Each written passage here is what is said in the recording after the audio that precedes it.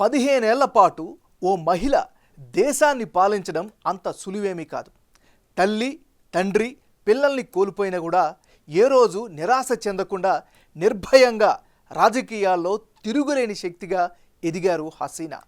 ప్రతిపక్షాలకు చుక్కలు చూపించి దేశాన్ని తన వశం చేసుకుంది.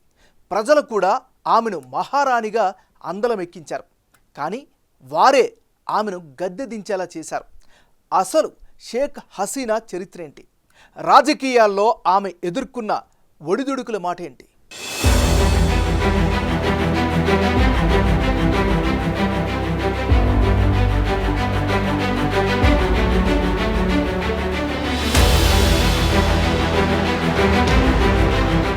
తల్లిదండ్రుల నుంచి వారసత్వం తీసుకోవడం పెద్ద కష్టమేమీ కాదు. కానీ దాన్ని నిలబెట్టుకోవడమే సవాళ్లతో కూడుకున్న పని. దానిలో భాగమే సక్సెస్ అయ్యారు షేక్ హసీనా. అంతర్జాతీయ వేదికలపై శభాష్ అనిపించుకున్నారు. కానీ టైం ఎప్పుడు ఒకేలా ఉండదు కదా. ఏ చేత్తో ఓటేశారో అదే చేత్తో పిడికిలి పట్టారు. జైచేలు కొట్టిన చేతిలో నినాదాలు పలికారు. ఓవరాల్ గా షేక్ హసీనా రాజీనామా దేశం విడిచి పరార్ అనే స్థాయికి పొలిటికల్ సిచ్యువేషన్ మారింది.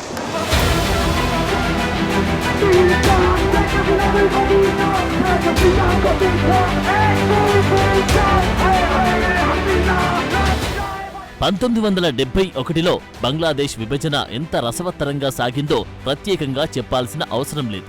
కానీ దాని వెనుక కీలకంగా వ్యవహరించిన షేక్ ముజిబర్ రెహమాన్ కుటుంబం గురించి తెలియని బంగ్లా జనం ఉండరు. ఆయన కూతురే షేక్ హసీనా. 15 ఏళ్లుగా బంగ్లాదేశ్ను పాలిస్తున్న షేక్ హసీనాను తలుచుకుంటే చాలు మహిళల నాయకత్వం, సామర్థ్యం పట్ల మన అనుమానాలన్నీ పటాపంచలైపోతాయి. తండ్రి ముజిబర్లా నిబ్బరంగా రాజకీయాల్లోకి దిగి తండ్రి వారసత్వాన్ని చాటుకుంది. ఎన్నిసార్లు ఎదురు దెబ్బలు తగిలినా అదే స్థాయిలో మళ్లీ తిరిగి వచ్చి తిరుగులేని శక్తిగా మారారు. తండ్రి తర్వాత వారసత్వాన్ని నిలిపిన కూతురిగా చరిత్రకెక్కారు.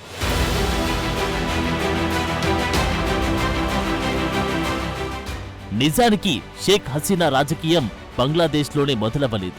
పాకిస్తాన్లో ఉన్నప్పటి నుంచి ఆమె తండ్రితో పాటు వారసత్వాన్ని కొనసాగించారు. ఎన్నోసార్లు అరెస్టై జైలు జీవితం గడిపారు హసీనా. కానీ ఏనాడు నిస్సహాయం చెందలేదు. తండ్రి రాజకీయ వారసత్వాన్ని గంభీర్యంతో కొనసాగించారు. ప్రభుత్వానికి వ్యతిరేకంగా పోరాటం చేశారు. ఆ తర్వాత ప్రభుత్వం హసీనాతో పాటు ఇతర కుటుంబ సభ్యుల్ని కూడా అరెస్టు చేసింది. 1971లో బంగ్లాదేశ్ ఏర్పాటు కోసం ఉద్యమాలు ఊపందుకున్నాయి. ఇందుకోసం యుద్ధం కూడా జరిగింది. భారత్ సహకారంతో బంగ్లాదేశ్ విజయం సాధించింది. బంగ్లాదేశ్ దేశం ఏర్పడింది.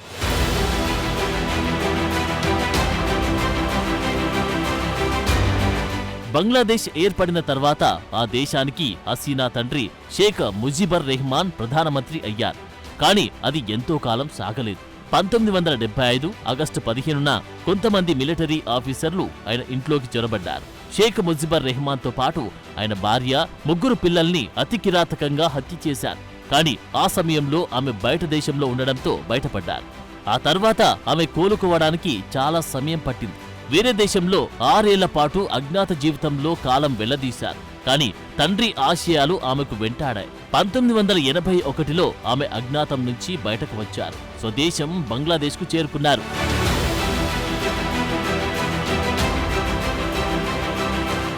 గతాన్ని మరచి రాజకీయాల్లో చాలా చురుగ్గా మారారు హసీనా. ప్రజా సమస్యలపై పోరాటం చేయడం మొదలుపెట్టారు.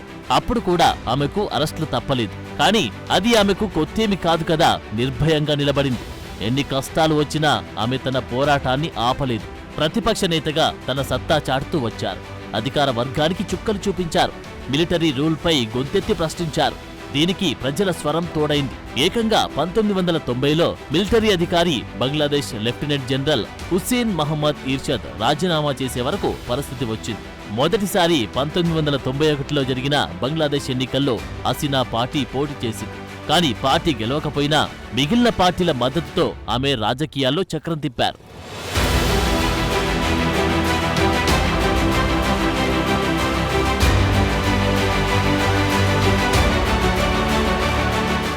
పంతొమ్మిది 1996లో జరిగిన ఎన్నికల్లో హసీనా పార్టీ ఫుల్ మెజార్టీ సాధించింది.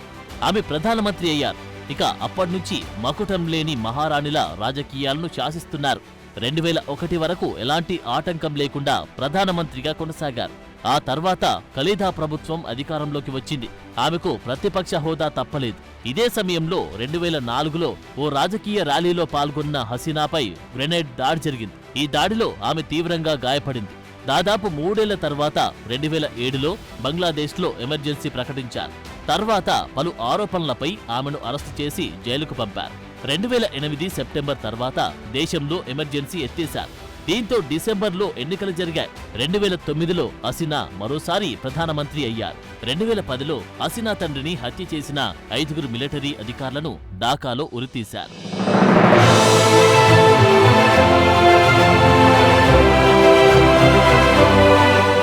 ఈ ఏడాది జనవరిలో మరోసారి ప్రభుత్వాన్ని ఏర్పాటు చేసిన హసీనాకు కాలం కలిసి రాలేదు.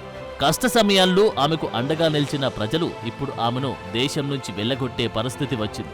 5వ ప్రధానిగా బాధ్యతలు చేపట్టాక ఆమెపై అంతర్జాతీయంగా ప్రశంసలు కురిసినా సొంత ఇలాకాలో మాత్రం ఆమెకు గట్టు పరిస్థితులే ఉండేవి. తినే తిండి నుంచి అన్ని వస్తువులకు ఆకాశమే హద్దుగా ధరలు పెంచడంతో ప్రజల్లో అసహనం పెరిగింది. ఆగ్రహ జ్వాలలు ఆకాశానికి ఎగిసి వ్యతిరేకతలు బగ్గుమన్నాయి. దీనికి తోడు రిజర్వేషన్ల అంశం ఆమె గతాన్ని సైతం మరిచేలా చేశాయి. ఏ ప్రజలైతే ఆమెను, ఆమె కుటుంబాన్ని దైవంగా కొల్చారో అదే జనం ఒక తిరుగుబాటుతో దేశం నుంచి బయటకు పంపించేలా చేశారు. ఇక బంగ్లాలో కాకరేపుతున్న ఈ మంటలు ఎప్పుడు ఆరిపోతాయో అని అంతా ఎదురు చూస్తున్నారు.